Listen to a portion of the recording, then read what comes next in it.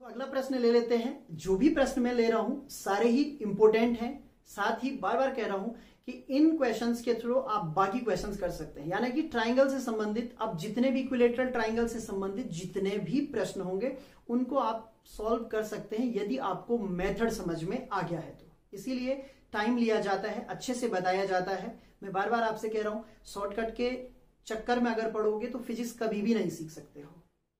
दुनिया का सबसे टफ सब्जेक्ट भी फिजिक्स है और सबसे इजी सब्जेक्ट भी फिजिक्स है। यदि आपको आता है तो सारी चीजें आपके दिमाग में हैं, उनको कैलकुलेट कीजिए, उनको मिक्स कीजिए और नए नई चीजें आप बना सकते हैं। अगर आपको कुछ भी पता नहीं है तो आप कुछ कर ही नहीं सकते हैं। तो इसीलिए मैं कह रहा हूं कि सीखने की तरफ चलिए। अगला जो क्वेश्चन है वो स्क्वायर से संबंधित है। स्क्वायर से संबंधित भी मैंने आपको बेसिक चीजें बताई हुई थी, एक बार फिर से बता दूं। यहाँ पे डायगोनल सबसे इंपॉर्टेंट है।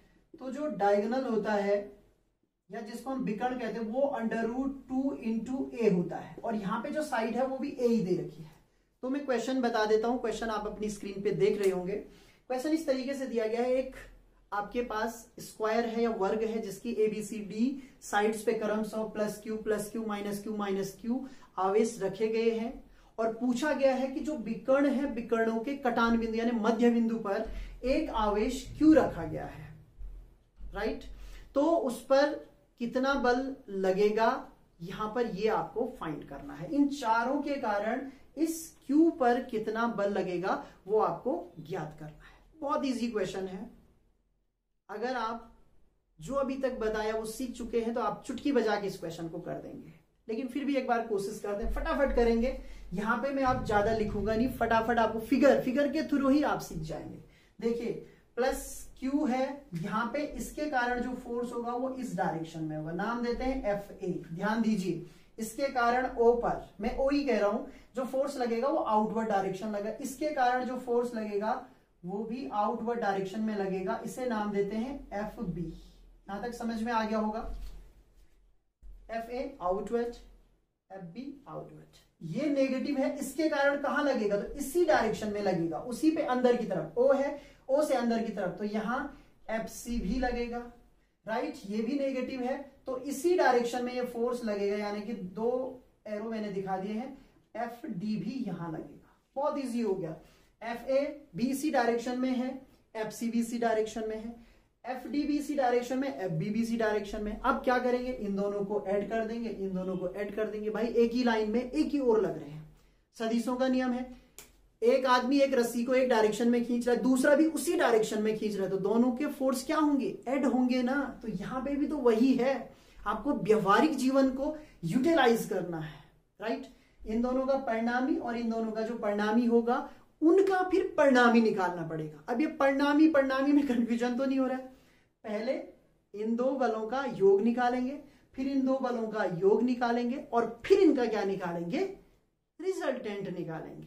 क्यों, क्योंकि ये तो एक डायरेक्शन में नहीं है ना, ये एक डायरेक्शन में नहीं है, बल्कि ये कितने डिग्री पे है, 90 डिग्री पे है। बहुत इजी है। यहां पे एक और तरीका आपको बताता हूं। देखिए जो मिड पॉइंट है, यानी कि जो OA, OB, OC और OD है, इन सब की वैल्यू क्या होगी, बराबर होगी। और लेट सपोर्ट कर, फिलहाल सपोज कर लेते हैं कि इसका मान R है। समझ में आ रहा है मैं क्या कह रहा हूं। यहां से लेकर यहां तक की दूरी, यहां से लेकर यहां तक की दूरी, यहां से लेकर यहां तक, ये दूरियां चाहिए ना हमें। कूलाम के नियम में 2 ही तो चीजें इंपॉर्टेंट है, आवेशों के मान और उनके बीच की दूरी, और कुछ भी नहीं चाहिए। आवेशों के मान और उनके बीच की दूरी, और ये दूरी क्या होगी, बराबर। ठीक है, R मैंने इसको फिलहाल लिख दिया है, और R का मान कितना होगा वो भी आप समझ लीजिए। R इज इक्वल टू हो जाएगा √2a/2। आपको बताया था ये विकर्ण है, और विकर्ण का क्या हो जाएगा, आधा, क्योंकि ये मध्य बिंदु होता है। तो सारी जानकारी आपके पास है। कैलकुलेशन इजी करने के लिए हम फिलहाल R रखेंगे, सही है। इसके अलावा एक और बात भी बता दूं, देखिए ये आवेश, ये आवेश, ये आवेश, ये आवेश, सबके सब बराबर है मैग्नीट्यूड में। अब मैंने यहां पे कहा मैग्नीट्यूड, मैग्नीट्यूड का मतलब सबके मान Q Q Q है ना, 2 प्लस के हैं, 2 माइनस के, बात अलग है, उसके कारण हमने डायरेक्शंस डाल दी हैं। लेकिन सारे के सारे जो चार्जेस है वो बराबर है, और बीच वाला चार्ज एक ही है। तो इसका अर्थ ये हुआ कि फोर्स भी मैं केवल एक ही फाइंड करूंगा। ये शॉर्ट ट्रिक भी है, बहुत ज्यादा लफड़े में नहीं फंसना है, एक फोर्स फाइंड कीजिए, वही सबका मान होगा। यानी कि हम कह सकते हैं एफ ए बराबर होगा एफ बी बराबर एफ डी बराबर एफ सी, और सबके मान होंगे 1/4πε0 Q upon are square. Right, ये हो गया शॉर्ट ट्रिक। सबके मान होंगे बराबर, और कितना होगा ये होगा। फिलहाल हमने ना पॉजिटिव नेगेटिव कुछ नहीं देखना, क्योंकि हम डायरेक्शन ऑलरेडी डाल चुके हैं। अब दो को यहां जोड़ देते हैं, दो को यहां जोड़ देते हैं, और फिर तो अब दो के ग्रुप बना लेते हैं। किस किस के ग्रुप हैं? इसका और इसका है, और इन दोनों का ग्रुप है। तो दो को एक साथ रखने का मतलब क्या हुआ, यानी कि इस डायरेक्शन में जो परिणामी होगा उसे कहते हैं F1, और वो हो जाएगा FA प्लस FC। ओके, और मान हो जाएगा इसका 2 गुना, यानी कि 1/4πε0 2QQ upon are square. Equation number 1। ऐसे ही इसको नाम देते हैं F2, ध्यान दीजिए, इज इक्वल्स टू हो जाएगा FB plus FD is equals to 1/4πε0 2QQ upon are square.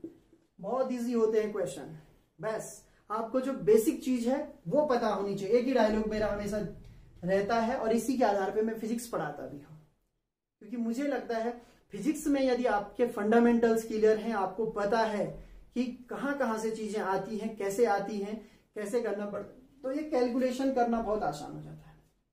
Right, अब इसको मैंने नाम दिया F1, इसको नाम दिया F2। फिर से इसकी एक फिगर बना लेते हैं, अगर आपको प्रॉब्लम है, वैसे बनाने की आवश्यकता नहीं है। ये देखिए, एक फोर्स यहां लग रहा है, इसका नाम दिया मैंने F1, एक यहां लग रहा है, इसको नाम दिया F2, और इनके बीच कितने डिग्री का एंगल है? 90 डिग्री का एंगल है। ओके, तो ध्यान दीजिए यहाँ पे सबसे ज्यादा पढ़ाई करने में, बाकी और चीजों पे नहीं। तो F1 square plus F2 square plus 2F1 F2 cos 90, थोड़ा देर पहले भी ये फॉर्मूला लिखा था। F1 F2, ये सारा क्वेश्चन इसी तरीके सॉल्व कर रहा हूं, बार बार इतनी बड़ी वैल्यू नहीं रखेंगे क्योंकि आवश्यकता ही नहीं है। अभी आपको बताया था cos 90 है, तो ये टर्म 0 हो जाएगा, केवल बचेगा F1 square plus F2 square. तो आप एक और बात ध्यान रख सकते हैं कि यदि दो फोर्सेस या दो सदिशों के बीच में 90 डिग्री का एंगल है, तो ये टर्म आता ही नहीं है, केवल ये दो टर्म आते हैं। ठीक है, एक और बात आपको समझ में आ रही होगी, चाहे ये बोले ये दोनों बराबर हैं, इक्वल है ना, तो इक्वल है इसका मतलब ये हुआ कि ये फोर्स F1 और F2 भी इक्वल ही होंगे। राइट, इक्वल होंगे, तो मैंने अभी आपको क्या तरीका बताया था, थोड़ा सा भाई ये शॉर्ट ट्रिक भी सीखने की तरफ चले। जिसको अभी भी समझ में नहीं आ रहा वो पूरा सॉल्व करें ना, F1 का मान रखें, फिर F2 का रखें, स्क्वायर लिखें, फिर स्क्वायर से बाहर लें। लेकिन मैंने अभी सिखाया, तो मैं कह रहा हूं ये और ये इक्वल है। इक्वल है का अर्थ क्या हुआ कि यहां पे फिर से आपके पास रिजल्ट होगा अंडर रूट से बाहर आ जाए, यानी कि 1/4πε0 2QQ अपॉन आर स्क्वायर, ये बाहर आ जाएगा, और अंदर बचेगा √2। डिट्टो क्वेश्चन इस पहले वाला था, √2 बचता है यदि दोनों और दो फोर्स जो है वो ये है। समझ में आ रहा होगा, फोर्स का जो मान है वो दोनों के बराबर है। दोनों वैल्यू जब बराबर हैं तो अंडर रूट से बाहर आ जाएंगी, स्क्वायर बाहर नहीं आएगी, केवल वैल्यू बाहर आएगी और √2 बचेगा। राइट, अब आपको केवल किसका मान रखना है? आर का, और ये है आर का मान। रख दीजिए, सॉल्यूशन आपको मिल जाएगा, जो नेट फोर्स होगा इनके मिड पॉइंट पे वो आपको मिल जाएगा।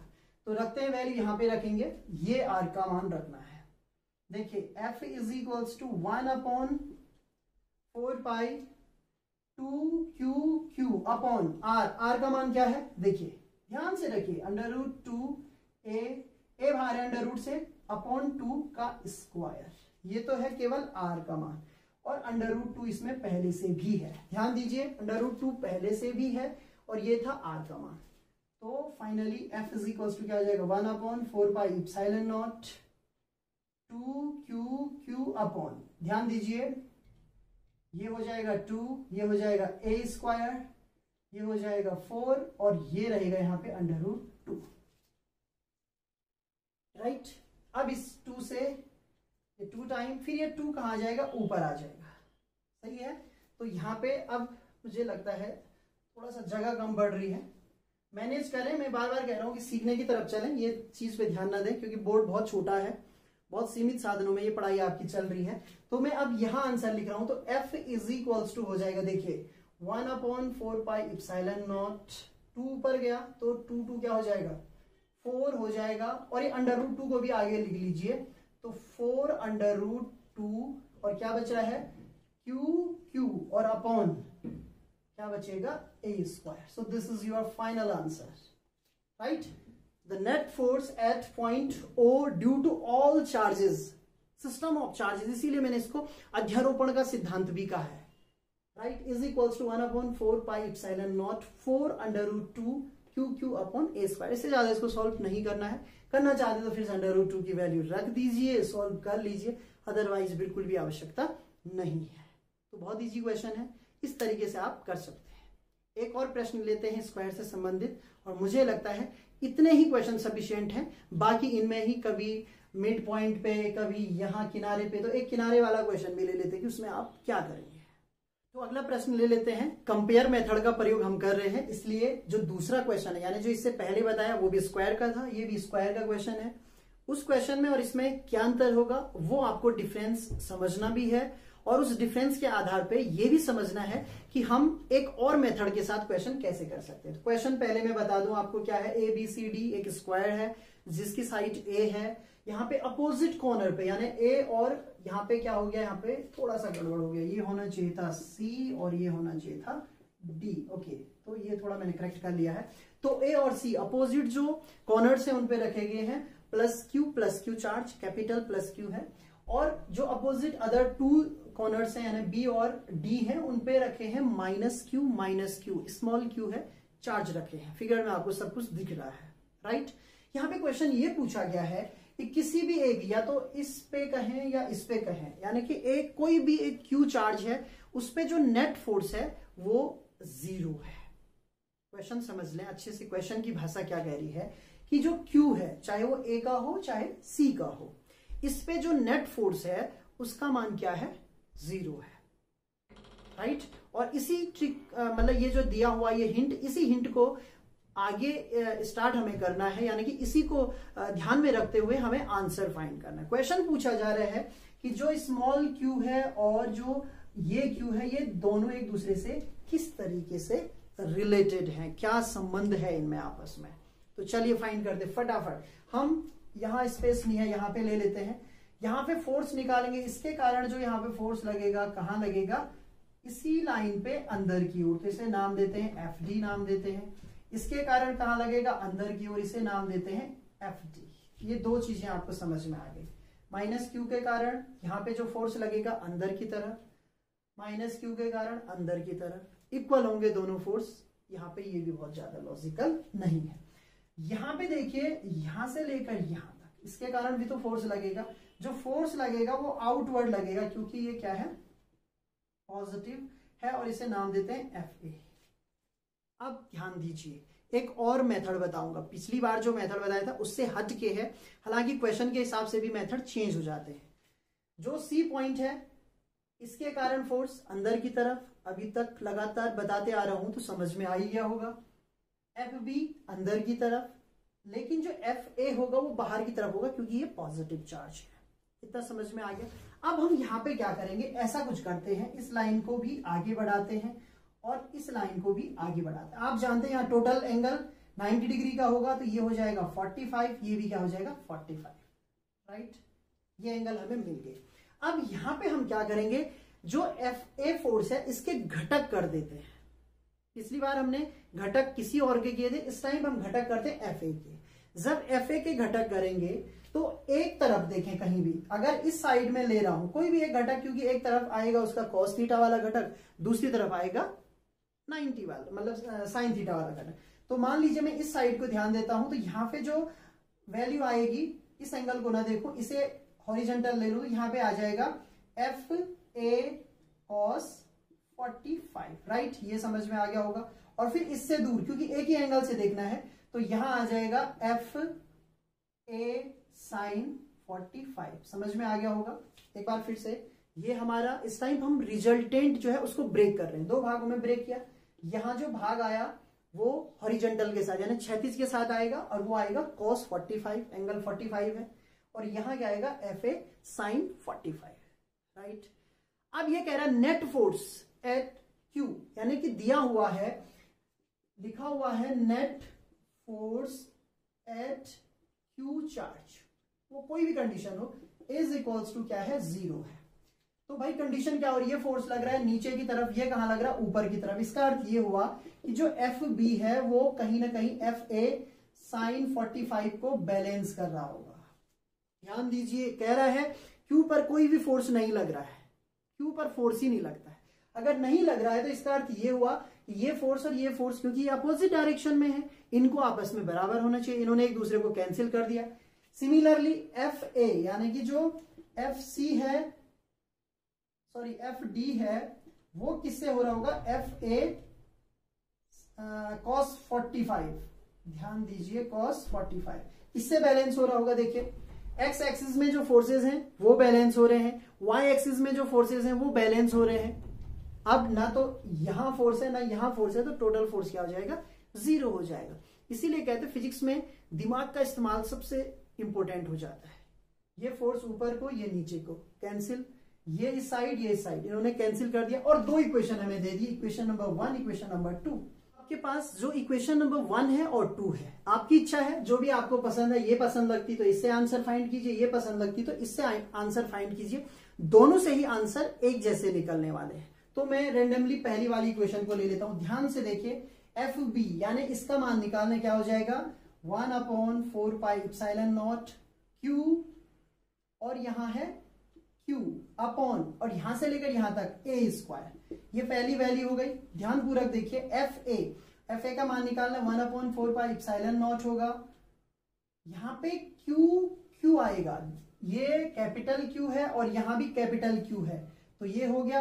साथ में एक और चीज ध्यान रखें, यहाँ पे जो डिस्टेंस है वो डिस्टेंस यहां से लेकर यहां तक की डिस्टेंस, और ये डिस्टेंस कितनी होती है आपको पहले भी बताई गई है, √2a, ये इसका विकर्ण है, तो यहां पे हो जाएगा √2a का स्क्वायर। साथ में है साइन 45, तो साइन 45 की वैल्यू होती है 1/√2। ये आप ध्यान से देखें, ये वैल्यू मैंने रख दिया। अब देखिए ये और ये कैंसिल हो गए, एक क्यू से एक क्यू कैंसिल हो गया, बाकी सॉल्व कर लेते हैं। 1/q/a स्क्वायर, यहाँ पे ध्यान दीजिए, यहाँ पे बच रहा है q अपॉन अंडर रूट है तो 2 आ जाएगा, a स्क्वायर आ जाएगा, और यहाँ पे 1/√2 भी आएगा। अब a स्क्वायर से a स्क्वायर कैंसिल हो गया, कोई भी एक रिलेशन निकालिए, q इज इक्वल्स टू हो जाएगा 2√2q, तो ये वैल्यू आपको प्राप्त हुई। अब ध्यान दीजिए जो q का मान था वो नेगेटिव था, रिलेशन बताना, तो ये वैल्यू भी क्या आएगी, नेगेटिव आएगी। तो ये आपका फाइनल आंसर हो गया। आप इससे भी निकालते तो यही आंसर आपको प्राप्त होता। तो कुल मिलाकर यदि आपको मेथड समझ में आ गए हैं तो जो कूलाम के नियम से संबंधित जितने भी आंकिक प्रश्न होंगे इस चैप्टर में, उनको आप अवश्य ही कर पाएंगे। मैंने कोशिश की कि जो अलग अलग क्वेश्चन थे जिनसे मुझे लगा कि भाई इतने क्वेश्चन अगर आप कर लें या सीख लें तो बाकी क्वेश्चन आप कर लेंगे, वो मैंने आपको करवाए। अगर आपको समझ में आ गए होंगे तो पूरी उम्मीद करता हूं कि आपको क्वेश्चन आसानी के साथ आ जाए।